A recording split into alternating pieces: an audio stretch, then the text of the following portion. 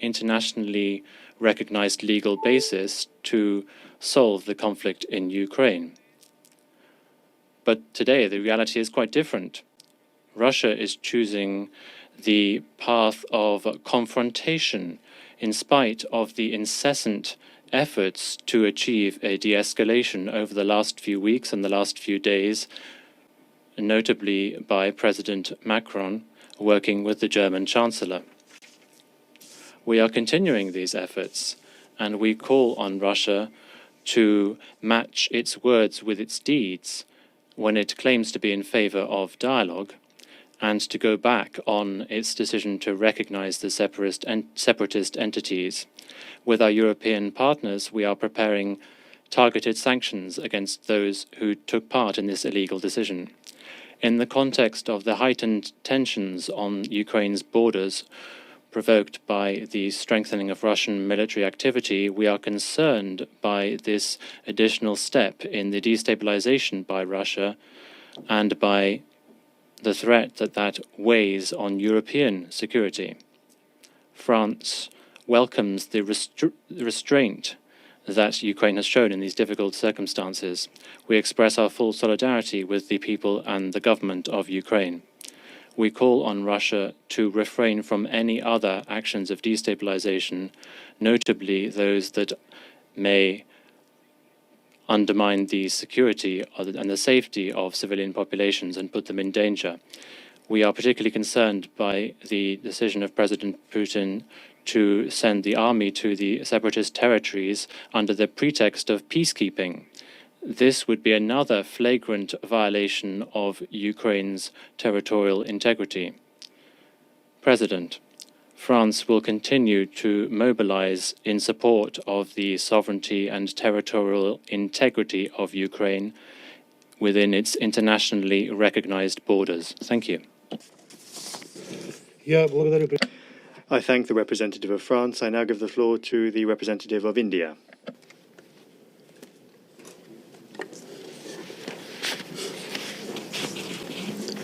Thank you, Mr. President. Let me begin by thanking Under-Secretary General Rosemary DiCarlo for her briefing. We have been closely following the evolving developments relating to Ukraine, including developments along the eastern border of Ukraine and the related announcement by the Russian Federation. The escalation of tension along the border of Ukraine with the Russian Federation is a matter of deep concern. These developments have the potential to undermine peace and security of the region. We call for restraint on all sides. The immediate priority is de-escalation of tensions, taking into account the legitimate security interests of all countries and aimed towards securing long-term peace and stability in the region and beyond. We are convinced that this issue can only be resolved through diplomatic dialogue. We need to give space to the recent initiatives undertaken by parties which seek to diffuse tensions. In this context, we welcome the intense efforts underway, including through the Trilateral Contact Group and under the Normandy format. We need parties to exert greater efforts to bridge divergent interests. We cannot afford to have a military escalation. As we have emphasized before, the Minsk agreements provide a basis for a negotiated and peaceful settlement, and we need greater efforts to find common ground to facilitate the implementation of the provisions of the Minsk agreements, including key security and political aspects. As we have time and again emphasized, constructive diplomacy is the need of the hour to avoid scaling up of tensions. The safety and security of civilians are essential. More than 20,000 Indian students and nationals live and study in different parts of Ukraine, including in its border areas. The well-being of Indian nationals is of priority to us.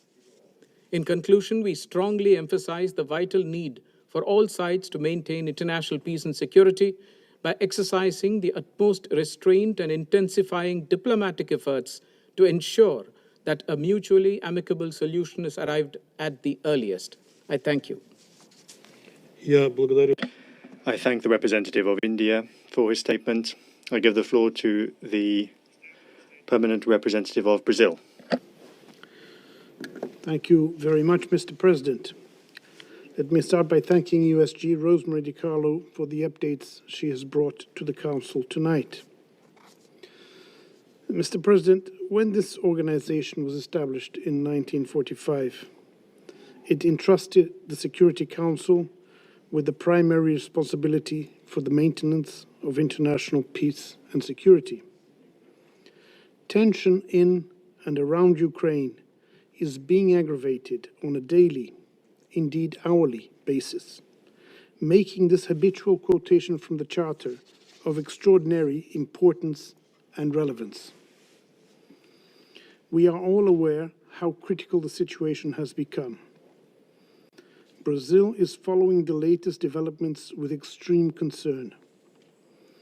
In the present circumstance, we in this Council, in representation of the international community, must reiterate calls for immediate de-escalation and our steadfast commitment in support of political and diplomatic efforts to create the conditions for a peaceful solution to the crisis. The collective security system of the United Nations rests ultimately on the pillar of international law. This, in its turn, rests upon core principles enshrined in the Charter, the sovereign equality and the territorial integrity of member states, the restraint in the use or in the threat of use of force, and the peaceful settlement of disputes. Yet this pillar and principles will not yield results unless legitimate concerns of all parties are taken into consideration, and unless there is full respect for the Charter and for existing commitments such as the Minsk agreements. In this vein, we renew our appeal to all concerned parties to maintain dialogue in a spirit of openness, understanding, flexibility, and a sense of urgency to find ways for a lasting peace in Ukraine and in the wider region. A first inescapable objective is an immediate ceasefire, with a comprehensive disengagement of troops and military equipment on the ground. Such a military disengagement will be an important step to build trust among the parties, to strengthen diplomacy, and to seek a sustainable solution for the crisis. We firmly believe that this Council must live up to its core responsibility to help the parties engage in a meaningful and effective dialogue so as to achieve a solution that effectively addresses the security concerns within the region. Make no mistake, at the end of the day, we are talking about the lives of innocent men, women, and children on the ground. I thank you, Mr. President. I thank the representative of Brazil for his statement. I now give the floor to the representative, the permanent representative of the United Kingdom.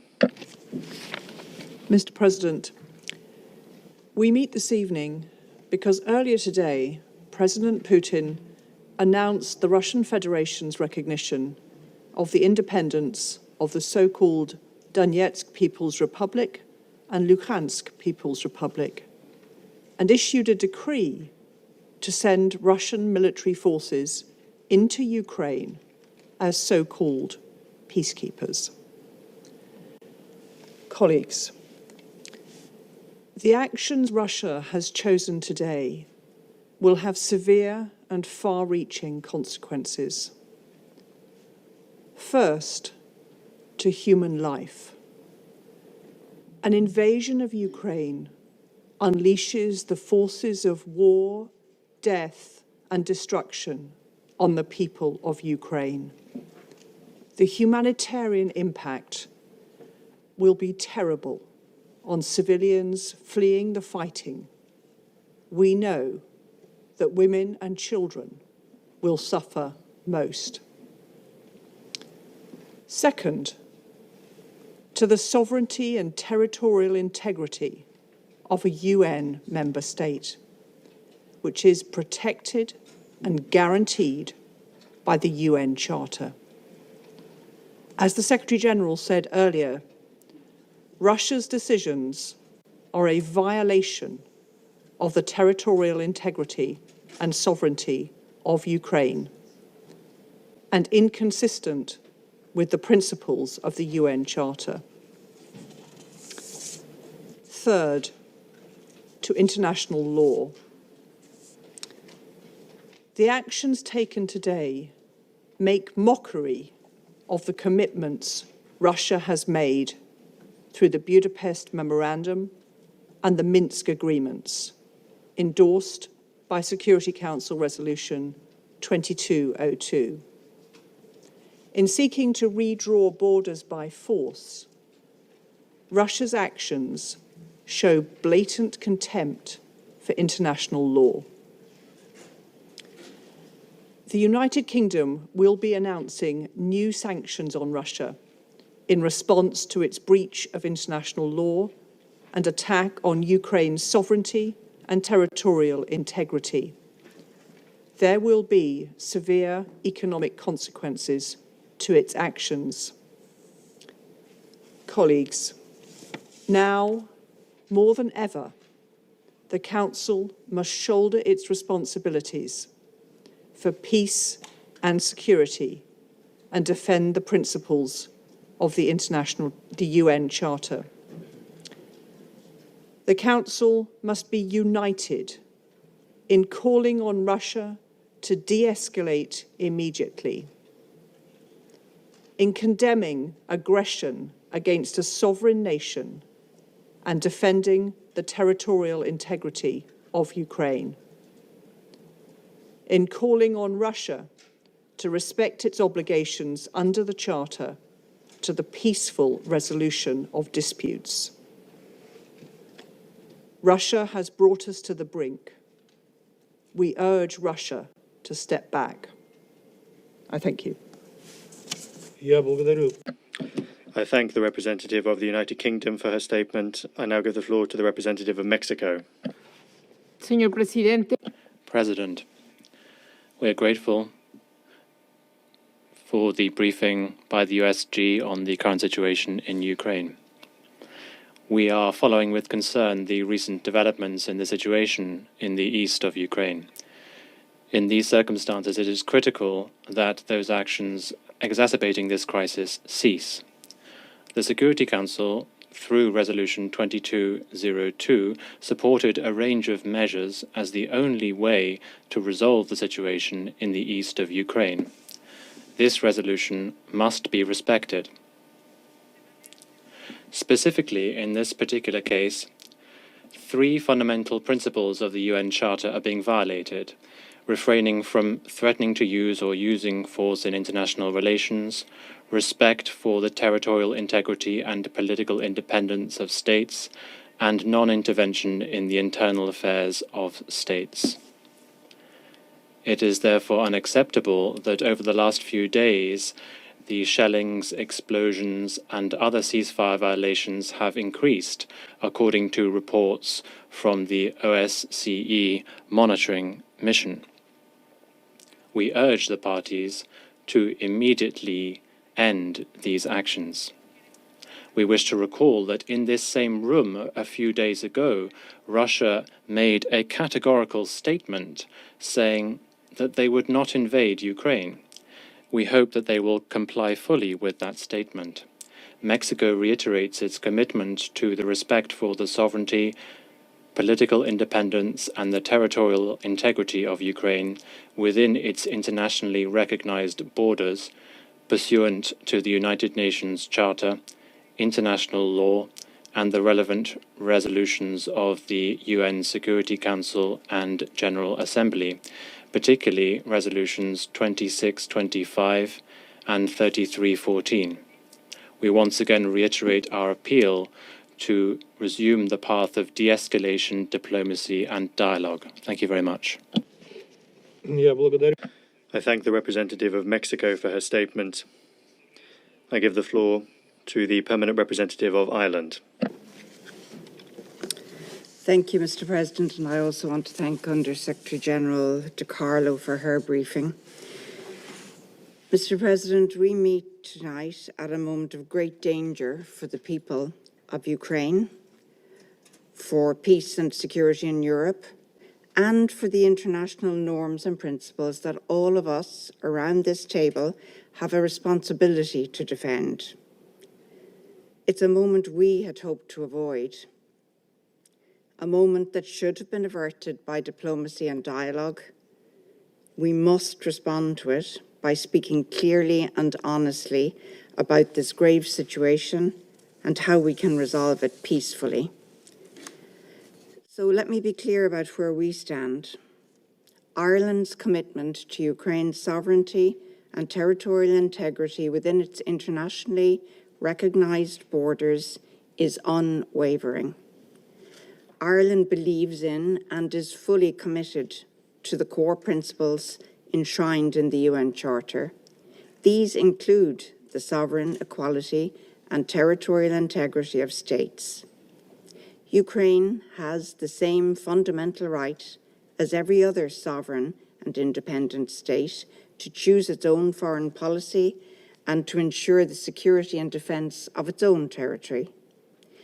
The commitments we make as members of the UN are binding on every one of us, no exceptions. Mr. President, last Thursday, during the meeting organised by the Russian Federation on the Minsk agreements, we heard from Deputy Minister Vershinin that the goal of that meeting was for the Security Council to affirm that there was no alternative to this milestone document. We believe that the Council did just that. Yet now, 4 days later, President Putin has decided to recognise as independent entities the non-government controlled areas of Donetsk and Luhansk, and to order troops into those two regions of Ukraine. This is the second time in less than 10 years that the Russian Federation has violated Ukraine's sovereignty and territorial integrity. It is a flagrant violation of international law. In taking this unilateral step, Russia has abandoned the Minsk agreements and cast into doubt all the diplomatic efforts of past weeks. Ireland commends Ukraine for the restraint it has shown in the face of Russia's military build-up at its border and the provocation of the recognition of the Donetsk and Luhansk regions. Ireland, along with our EU partners, supports a clear and unequivocal response to this violation of Ukraine's sovereignty. The Russian Federation's unilateral actions serve only to further raise tensions. Ireland once again calls for calm, de-escalation, and the pursuit of diplomacy. Even if that call has not yet been heard, it's a call worth making again tonight. We need to see sustained and credible moves on the ground toward de-escalation of this crisis. We urge Russia to reverse the recognition, withdraw its military forces, and return to discussions within the Normandy format. Mr. President, all signatories of the Minsk agreements agreed on the need for the OSCE's special monitoring mission's safe and secure access to the entire territory of Ukraine. The mandate of the SMM was agreed by all 57 OSCE participating states. At this sensitive time, it is imperative that the SMM be given the full access agreed in its mandate. We commend those who have engaged in dialogue and urge them to redouble their efforts to seek a peaceful resolution to this perilous situation. We owe nothing less to the people of Ukraine. We call on all parties to ensure the protection of civilians, as well as refraining from any actions that would escalate the situation. Mr. President, Ukraine has already endured 8 years of bitter conflict with over 14,000 lives lost. The people of eastern Ukraine, in particular, have suffered from years of insecurity, humanitarian crisis, and human rights violations and abuses. This Council and its members have the responsibility to work to resolve this conflict, rather than yield to a grim new chapter which will inflict further misery on Ukraine and its people. This is the time to show the courage to pull back from the precipice and return to dialogue and diplomacy. Mr. President, we all need to demonstrate our faith in the value of diplomacy tonight. Thank you.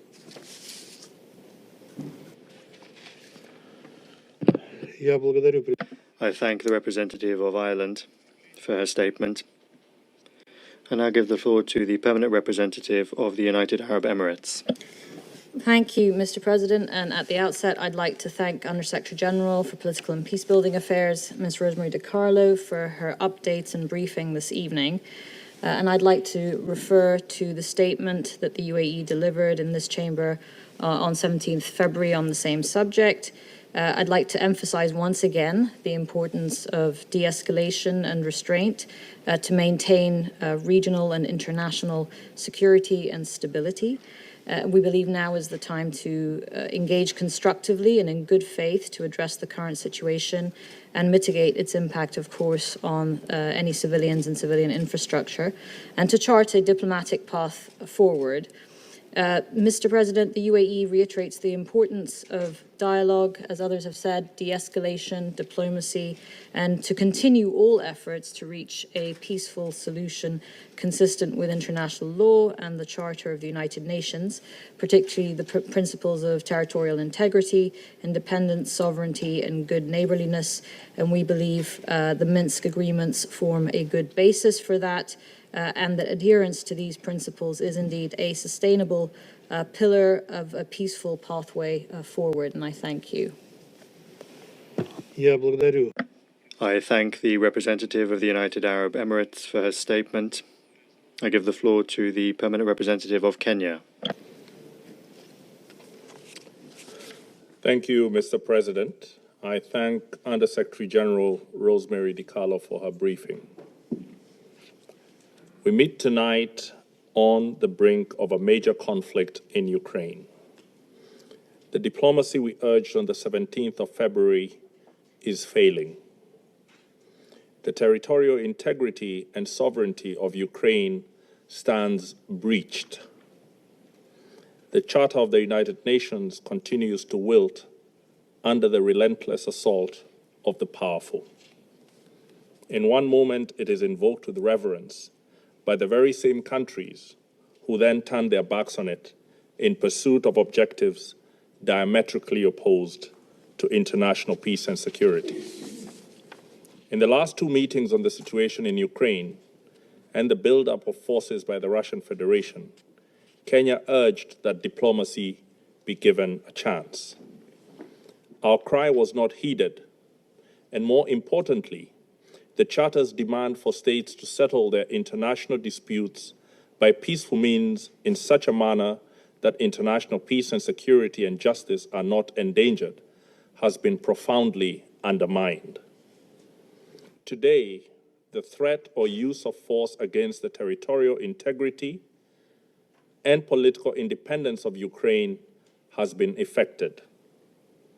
Kenya is gravely concerned by the announcement made by the Russian Federation to recognize Donetsk and Luhansk regions of Ukraine as independent states. In our considered view, this action and announcement breaches the territorial integrity of Ukraine. We do not deny that there may be serious security concerns in these regions, but they cannot justify today's recognition of these regions as independent states, not when there are multiple diplomatic tracks available and underway that have the ability to offer peaceful solutions. Mr. President, this situation echoes our history. Kenya and almost every African country was birthed by the ending of empire. Our borders were not of our own drawing. They were drawn in the distant colonial metropoles of London, Paris, and Lisbon, with no regard for the ancient nations that they cleaved apart. Today, across the border of every single African country live our countrymen with whom we share deep historical, cultural, and linguistic bonds. At independence, had we chosen to pursue states on the basis of ethnic, racial, or religious homogeneity, we would still be waging bloody wars these many decades later. Instead, we agreed that we would settle for the borders that we inherited, but we would still pursue continental political, economic, and legal integration, rather than form nations that looked ever backwards into history with a dangerous nostalgia. We chose to look forward to a greatness none of our many nations and peoples had ever known. We chose to follow the rules of the Organization of African Unity and the United Nations Charter, not because our borders satisfied us, but because we wanted something greater, forged in peace. We believe that all states formed from empires that have collapsed or retreated have many peoples in them yearning for integration with peoples in neighboring states. This is normal and understandable. After all, who does not want to be joined to their brethren and to make common purpose with them? However, Kenya rejects such a yearning from being pursued by force. We must complete our recovery from the embers of dead empires in a way that does not plunge us back into new forms of domination and oppression. We rejected irredentism and expansionism on any basis, including racial, ethnic, religious, or cultural factors. We reject it again today. Kenya registers its strong concern and opposition to the recognition of Donetsk and Luhansk as independent states.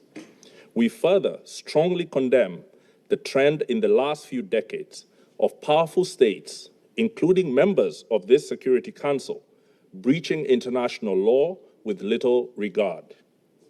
Multilateralism lies on its deathbed tonight. It has been assaulted today as it has been by other powerful states in the recent past. We call on all members to rally behind the Secretary General in asking him to rally us all to the standard that defends multilateralism. We also call on him to bring his good offices to bear to help the concerned parties resolve this situation by peaceful means. Let me conclude, Mr. President, by reaffirming Kenya's respect for the territorial integrity of Ukraine within its internationally recognized borders. Thank you. I thank the representative of Kenya for his statement. I give the floor to the permanent representative of Ghana. Thank you very much, Mr. President. And I would also begin by, first of all, thanking USG Rosemary DiCarlo for her briefing to the Council. Mr. President, the decision by the Russian Federation to recognize the non-government-controlled regions of eastern Ukraine and to send in troops have stunned the world. Ghana deeply regrets the decision of the Russian Federation to turn its back on the Minsk agreements and the dialogue required to address concerns over the implementation of the agreements.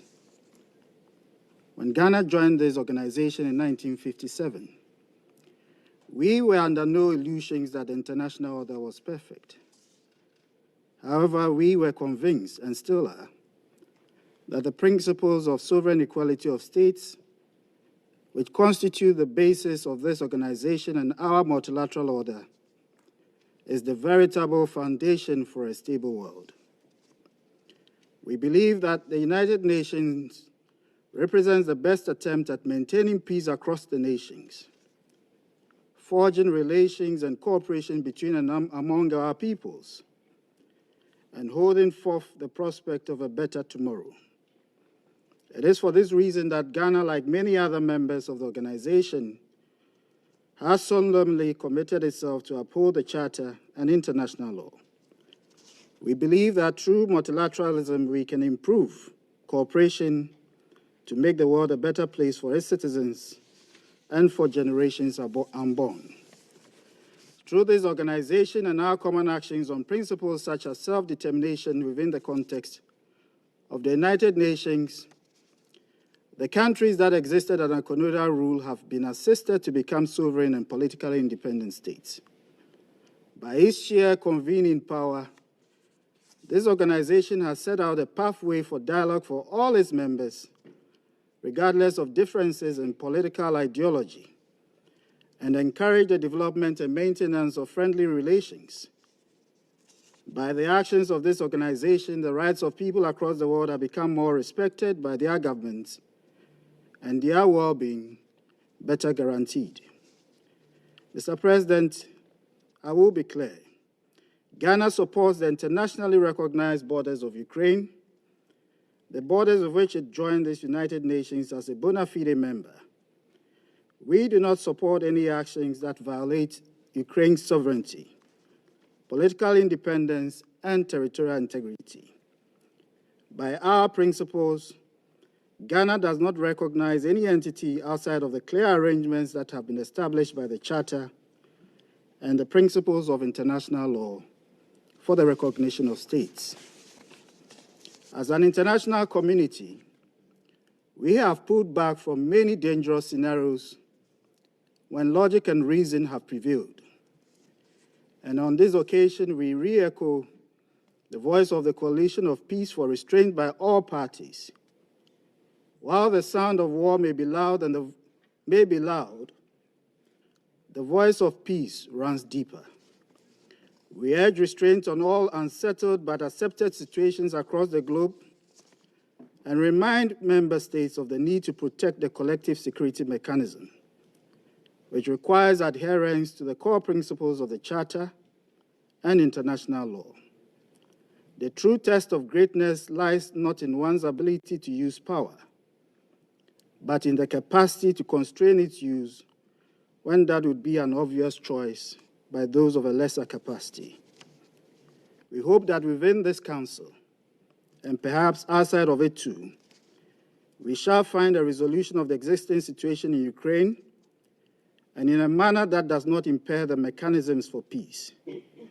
While Ghana and other African member states have always held that the use of the veto power is anachronistic and counterproductive to the effective workings of our modern arrangements for maintaining global peace and security, that concern has never been rendered more acute than in situations such as the one we now see.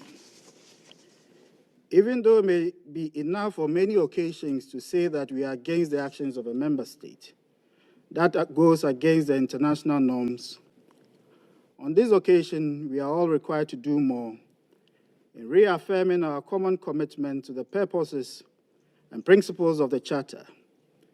Besides the immediate cost of instability, all countries, including the most vulnerable in the developing world, may pay a steep price for the actions that destabilize a part of Europe. As we note with great concern reports of the foreign troops being sent across the borders of Ukraine, we reiterate our continuing concern over the situation of the civilian populations in Donetsk and Luhansk. We urge all parties to strictly comply with the tenets of international law. Mr. President, we may be at the precipice, but we have not fallen over. The path of dialogue and diplomacy still remains. We urge the reversal of escalatory actions and also invite the Secretary General to renew his good offices on the situation in the eastern regions of Ukraine in close coordination with the OSCE and all other relevant partners. I thank you, Mr. President. I thank the representative of Ghana for his statement. I give the floor to the representative of Gabon. Thank you, President. First of all, I would like to thank Ms. DiCarlo for her briefing. President, over the last few weeks, we have regularly been called to monitor the situation on the border between Russia and Ukraine, with fears of military action and a ratcheting up of rhetoric by the parties. The call for sovereignty over the separatist regions of Donetsk and Luhansk have sent signals of imminent action. President, today Russia has announced its decision to recognize the sovereignty of the self-declared republics of Donetsk and Luhansk. This decision is heavy with consequence for the sovereignty and territorial integrity of Ukraine, and it also undermines the implementation of the Minsk agreements. Gabon, which is particularly attached to the principles of the territorial integrity and national sovereignty, notes the attack on these essential pillars of international relations. We call on all parties to show restraint and to de-escalate and to adhere to the Pacific settlement of disputes in line with the United Nations Charter, and encourages them to use dialogue and diplomacy to avoid irreparable damage from the crisis. Thank you. I thank the representative of Gabon. I now give the floor to the permanent representative of Norway. President, let me also thank USG Rosemary DiCarlo for her briefing, and through her, the Secretary General for today's press statement. We are gathered here this evening because of the Russian Federation's violation of the core principle on which this organization is built, the sovereign equality of all its members. Norway strongly condemns the decision by the Russian president to recognize the self-proclaimed People's Republic of Donetsk and People's Republic of Luhansk in eastern Ukraine as independent states. Recognition of the self-proclaimed People's Republic is a clear violation of the Minsk agreements, under which Russia recognizes the non-government control areas in eastern Ukraine as part of Ukraine. The Russian Federation, as signatory of the Minsk agreements and as endorsed by Resolution 2202, has made a clear commitment to seek a peaceful settlement to this conflict. And recognition of the self-proclaimed People's Republics runs directly contrary to the work of the Normandy format and the trilateral contact group towards a negotiated peace. Furthermore, Russia's actions constitute a clear violation of international law. It has chosen unilateral action and military threats rather than diplomacy and dialogue. Norway urges Russia, as a party to the conflict, to fulfill its commitments to abide by international law and to return to the path of diplomacy. Russia's continued massive military buildup in and around Ukraine remains an issue of grave concern. Norway urges Russia to de-escalate by withdrawing its military forces from within Ukraine and from the vicinity of its borders. We commend Ukraine's posture of restraint in the face of continued provocation and destabilization efforts. Russia's decision to deploy forces in eastern Ukraine is unjustified and irresponsible, as it further increases tension. We are facing the prospect of a war that would not only threaten Europe's security architecture, but would also lead to unparalleled suffering for the civilian population. Norway calls on Russia to strictly respect and fully adhere to international humanitarian law. We call upon all parties to protect civilians, including humanitarian personnel and civilian infrastructure, and to facilitate safe, rapid and unhindered humanitarian access to those in need in Ukraine.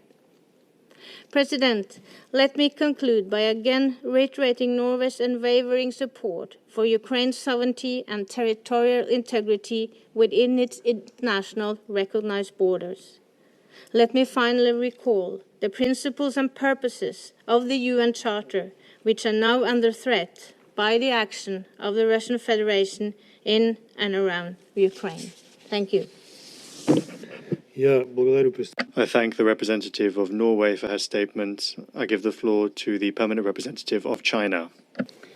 谢谢主席先生。 Thank you, Mr. President. Mr. President, China has been paying close attention to the latest developments of the situation in Ukraine. We fully elaborated on our position at the previous two meetings of the Council on this topic. At present, all parties concerned must exercise restraint and avoid any action that may fuel tensions. We welcome and encourage every effort for a diplomatic solution and call on all parties concerned to continue dialogue and consultation and seek reasonable solutions to address each other's concerns on the basis of equality and mutual respect. The current situation in Ukraine is a result of many complex factors. China always makes its own position according to the merits of the matter itself. We believe that all countries should solve international disputes by peaceful means in line with the purposes and principles of the UN Charter. I thank you, Mr. President. I thank the representative of China for his statement. I shall now make a statement in my capacity as the representative of the Russian Federation. Distinguished colleagues, we've just now heard a number of highly emotional statements, categorical assessments and far-reaching conclusions related to the signing today by Russia's president of decrees recognizing the Lugansk and Donetsk People's Republics.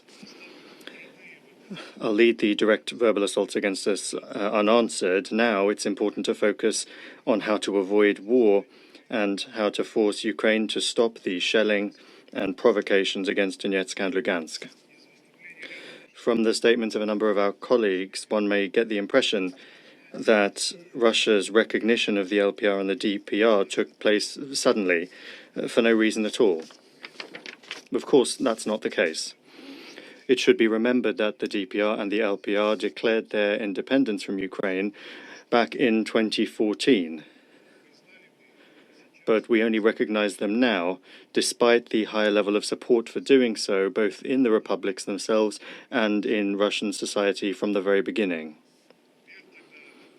At the time, the hope won out that the Ukrainian Maidan regime would think again and would stop talking to their own citizens in the east in the language of cannons and shooting and threats and shelling.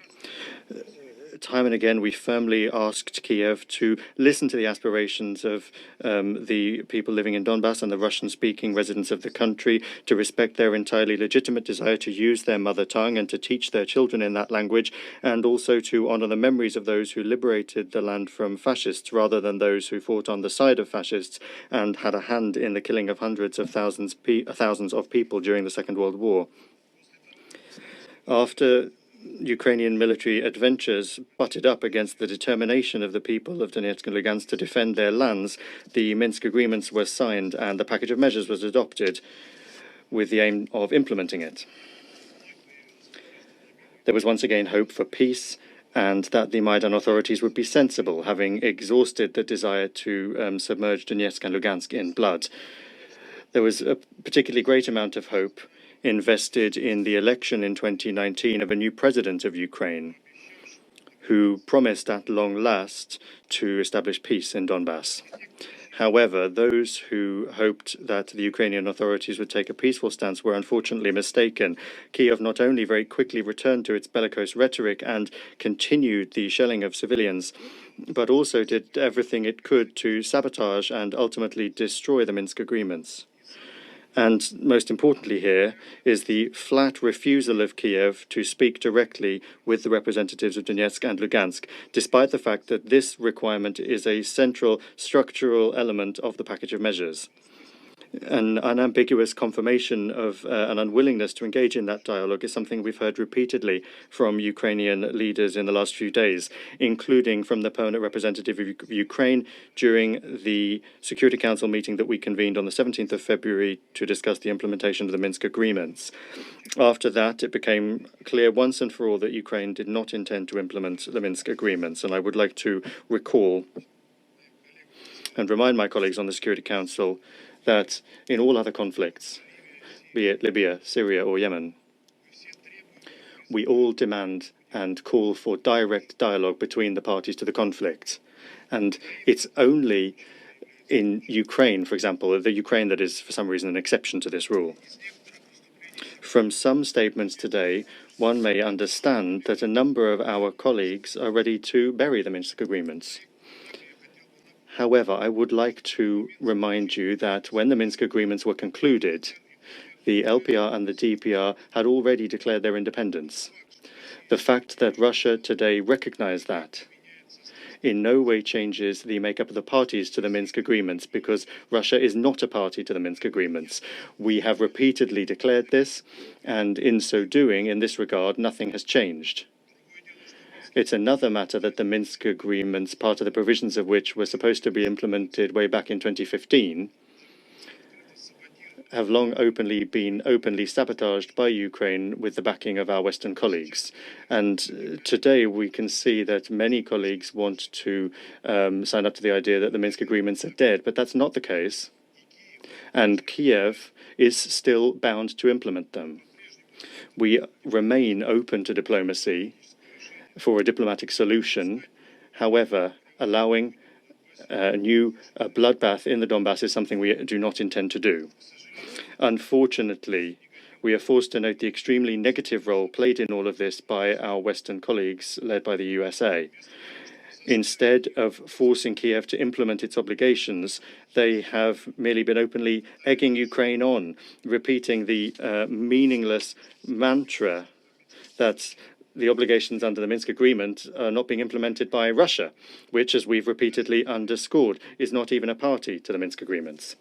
Moreover, while for the last few weeks already whipping up unfounded panic around the allegedly impending Russian invasion of Ukraine, our Western colleagues have been unashamedly cramming weapons into the country, sending instructors there, essentially nudging the Ukrainians who have concentrated an 120,000 strong military contingent along the contact line towards an armed provocation against Donbass.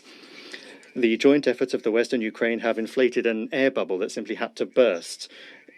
In the past weekend, there's been a sharp increase in the intensity of Ukrainian shelling of residential areas of LPR and DPR, and the 1,600 shells have been shot. Civilians have been killed. The territory of the republics has been penetrated by subversive groups who have carried out or tried to carry out sabotage of critical infrastructure.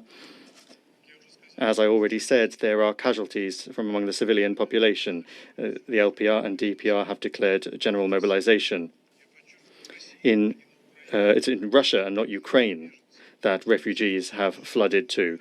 Over the last few days, the number of evacuated women, old people and children has reached around 60,000 people, and Russia is hosting them and providing them with conditions for them to be housed and supported. There has also been shelling of some towns and villages on Russian territory near the border zone. And so it has become clear that Donbass is on the brink of a new Ukrainian military adventure, as was already the case in 2014 and 2015. We cannot allow that. That is why the Russian president heeded the opinion of parliamentarians and members of the Russian Security Council, and you know the rest. A detailed statement from our head of state about the reasons of this decision that has been taken was broadcast in detail by all the world's leading media. Today, it's true, we have heard an open distortion of what the president was talking about in his statement about history and the genesis of this situation, and about the fact that he allegedly said that he wants to reconstruct the Russian Empire. Distinguished colleagues, I would like to call upon our Western colleagues to think twice, to set emotions to one side, and not to make the situation worse. No one other than you can hold back the militaristic plans of Kiev and force it to stop the shelling and provocations against the Lugansk and Donetsk People's Republics, which in these new conditions could have extremely dangerous consequences. In accordance with the agreements that were signed today, and on the basis of their requests from the Republic, peacekeeping functions on their territory will be carried out by the armed forces of the Russian Federation. Distinguished colleagues, in conclusion, I would like to note that in today's statements, most of you did not find any place for the more than 4 million of residents of Donbass. It's as though you've been cancelling out their faiths from your statements from 2014, generally calling them pro-Russian separatists.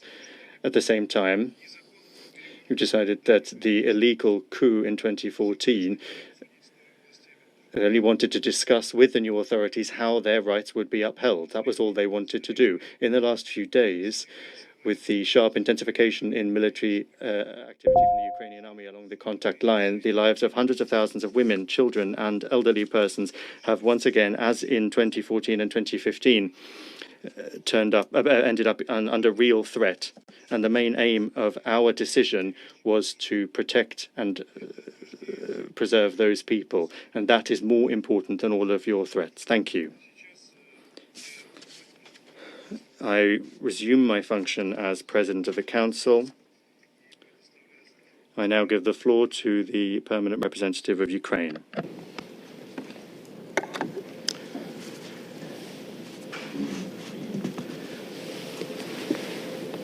Distinguished members of the Security Council, Under Secretary, it is with unease that I will now remove my mask. And it is not because of the COVID virus. We are all vaccinated. There are vaccines for COVID. It is because of the virus that has so far no vaccine, the virus that hit the United Nations, and the virus that is spread by the Kremlin. The delegation of Ukraine has requested this urgent meeting to draw the attention of the Security Council to the illegal and illegitimate decision by the President of the Russian Federation to recognize the occupied parts of Donetsk and Lugansk regions of Ukraine as so-called Donetsk and Lugansk People's Republics. Today, the entire membership of the United Nations is under attack by the country that occupied the membership of the Security Council in 1991, bypassing the UN Charter. The country that occupied parts of the territory of Georgia in 2008. The country that occupied parts of Ukraine in 2014. As stated by the President of Ukraine, Volodymyr Zelensky, following the urgent meeting of the National Security and Defense Council of Ukraine, the internationally recognized borders of Ukraine have been and will remain unchangeable, regardless of any statements and actions by the Russian Federation. Ukraine unequivocally qualifies the recent actions by the Russian Federation as violation of sovereignty and territorial integrity of Ukraine. The political leadership of the Russian Federation shall bear full responsibility for the outcomes of the decision taken. Recognition of the occupied parts of the Donetsk and Lugansk regions of Ukraine may be considered as unilateral withdrawal by Russia from the Minsk agreements, and well as its disregard of the decisions taken in the framework of the Normandy Fall. This step undermines peaceful efforts and ruins the existing negotiating frameworks. By the decisions adopted today and those that may be adopted tomorrow, Russia legalizes the presence of its troops, which have actually been in the occupied areas of Donbass since 2014. A country that has fueled the war for 8 years is not able to maintain peace as it claims.